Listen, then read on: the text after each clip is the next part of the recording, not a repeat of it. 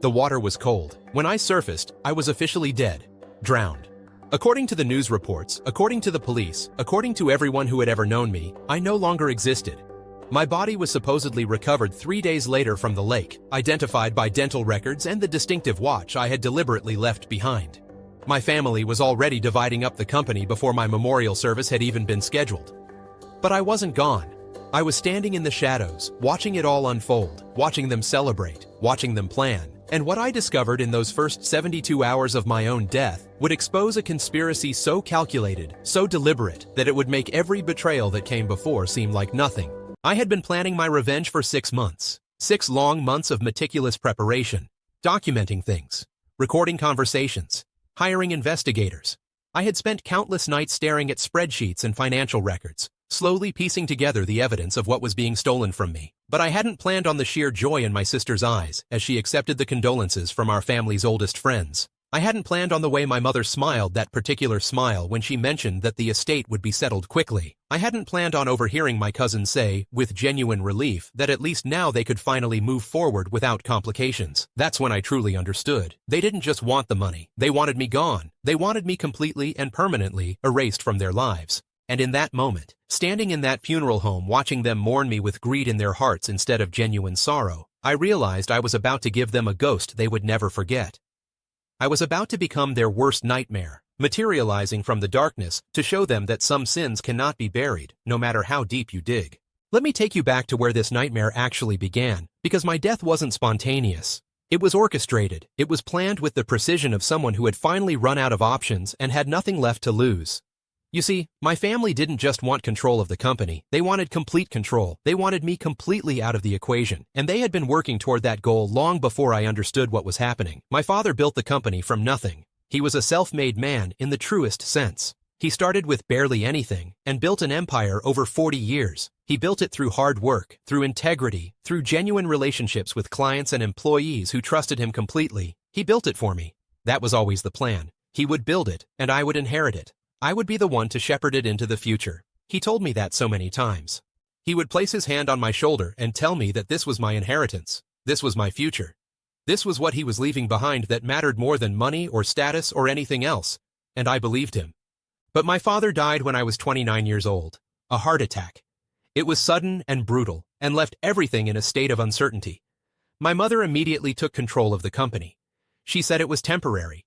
She said she was simply holding things together until I was ready. Until I had enough experience. Until I had proven myself capable. But weeks turned into months, and months turned into years, and I was never quite ready enough. I was never quite experienced enough. There was always another reason to wait. Another reason to delay my assuming control.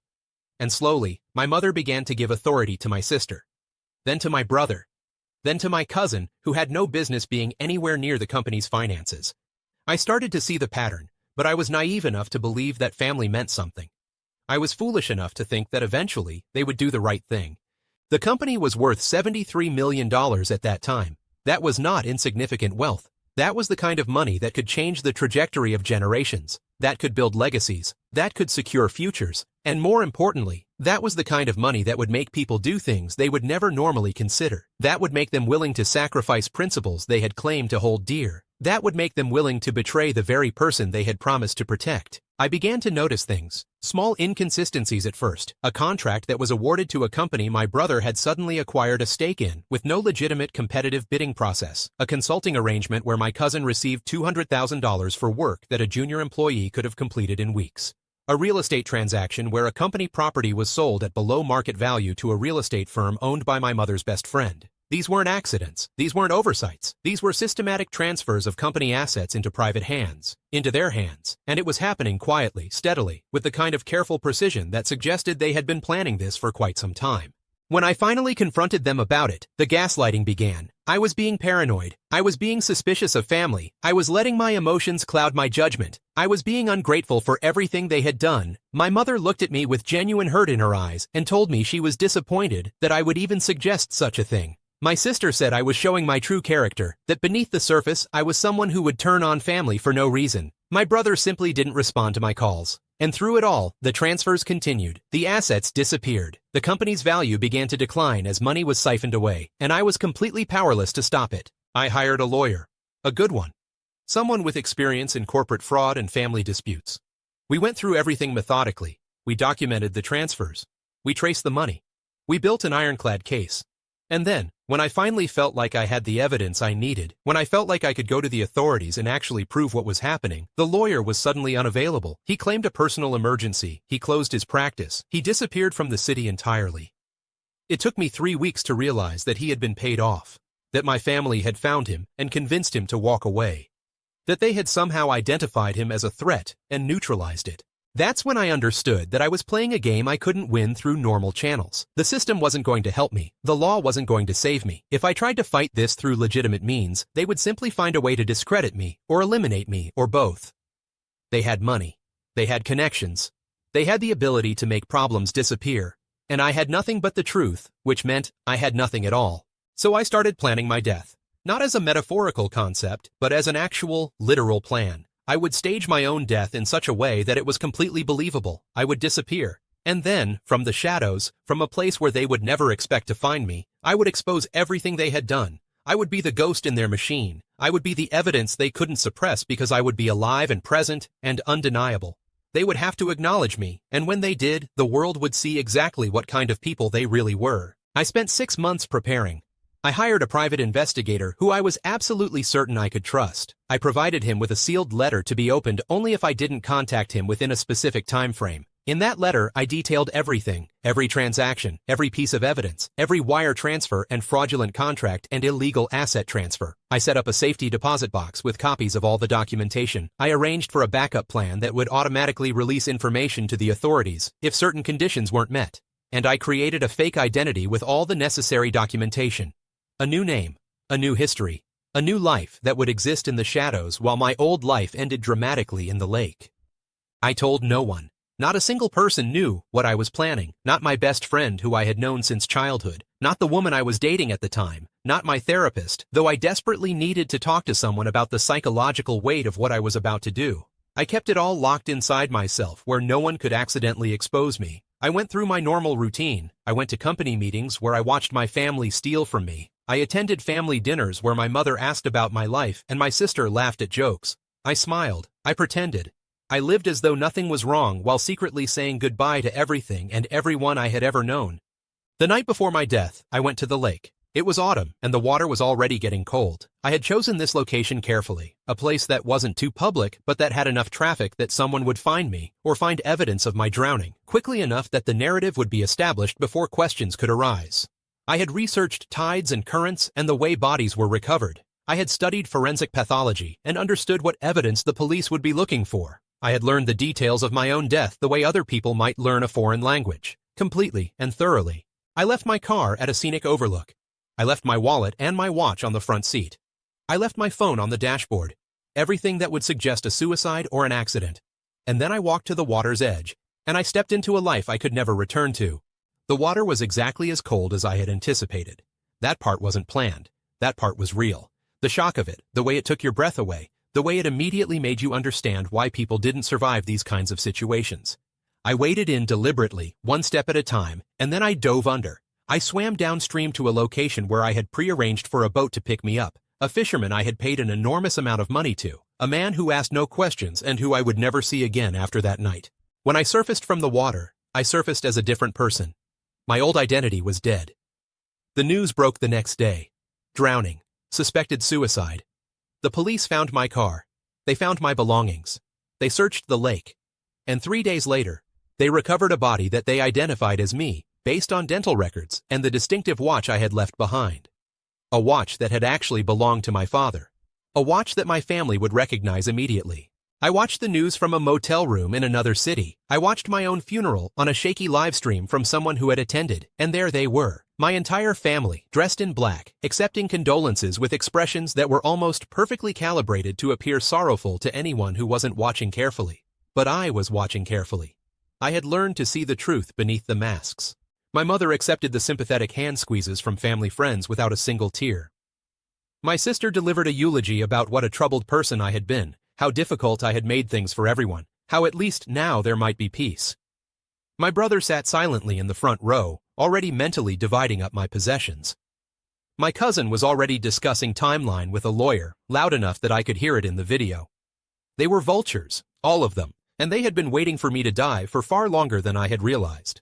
But the most damning moment came 2 weeks later when I was able to access the private conversations that were happening within the family. I had installed surveillance equipment in my mother's office before I disappeared. I had arranged with someone I trusted to monitor those recordings and provide me with transcripts. And what I heard in those recordings was so cold, so calculated, so deliberately cruel that it confirmed everything I had suspected. They had been planning my death. Not just financially positioning themselves for it, but actually discussing scenarios where I might need to be removed permanently.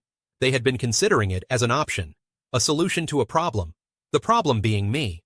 My sister had suggested it first, according to the recordings. She mentioned that if something were to happen to me, the situation would be resolved so much more simply. My mother had not dismissed the idea. She had simply said that we needed to be patient, that accidents happen, that the universe has a way of taking care of things. My brother had suggested accelerating timelines. My cousin had provided names of people who could be hired to make certain things happen. They had discussed it with the casual tone people use when discussing where to have dinner, except the topic was my life and whether it should be removed from the equation entirely. I realized then that I hadn't just escaped a theft. I had escaped murder. They had been discussing how to kill me, how to make it look accidental, how to position themselves to inherit everything I owned. They had been planning my death while I was still alive, still thinking there was a possibility of resolution, still believing that family meant something. I was standing in a small motel room on the other side of the country, listening to my family discuss the best way to murder me, and I understood with absolute clarity that I was doing the right thing, that what I was about to do was not just justified, it was necessary, it was survival.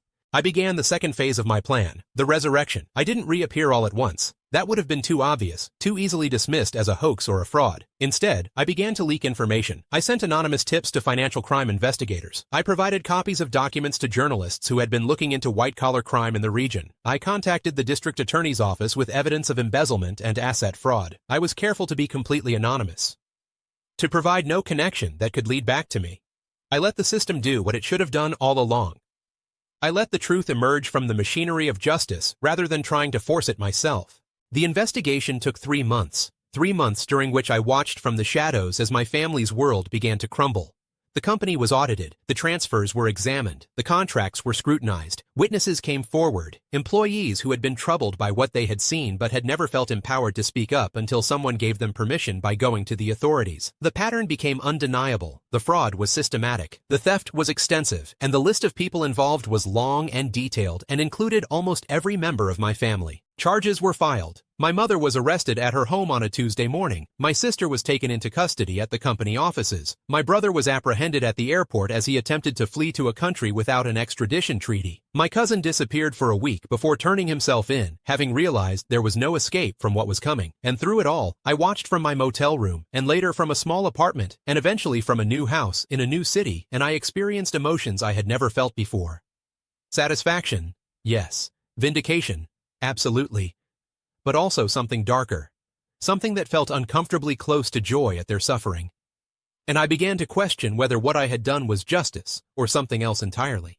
The legal cases dragged on for 2 years. 2 years during which I had to maintain my cover, had to stay dead while remaining alive. 2 years of watching my family's empire collapse from the inside out. 2 years of reading news articles about the trial, about the convictions, about the sentences being handed down. My mother received 8 years for her role in the conspiracy. My sister received 6 years. My brother negotiated a plea deal and received 4 years with the possibility of early release. My cousin cooperated with the authorities and received probation with restitution requirements.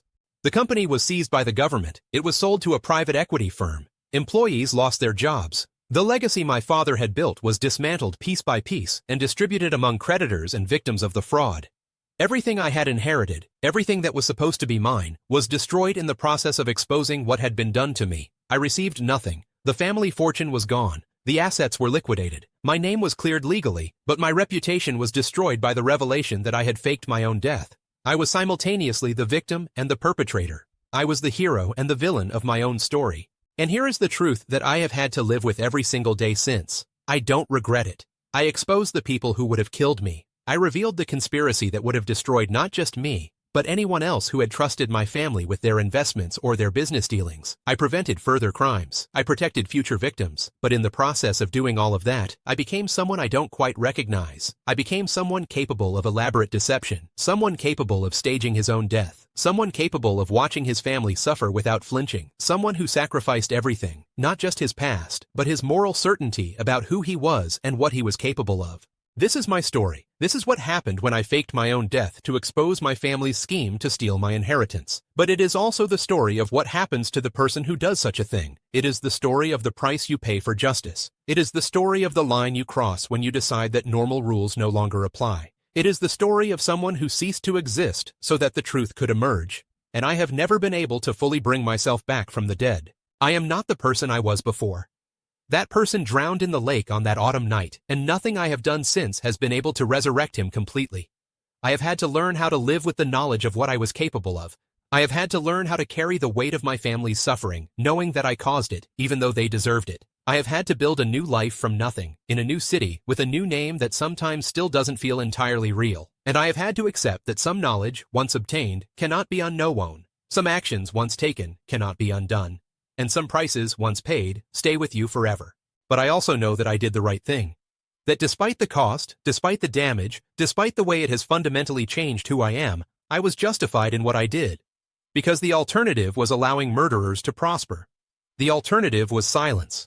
The alternative was letting my family continue their conspiracy and possibly continue their plans to eliminate other obstacles between themselves and their objectives. Sometimes justice requires sacrifice. Sometimes the truth requires stepping into darkness. And sometimes the most important thing you can do is become a ghost so that others can see clearly what needs to be seen. This is the story I carry with me. This is the weight I bear. This is what happened when I faked my own death to expose my family's scheme. And this is who I became in the process.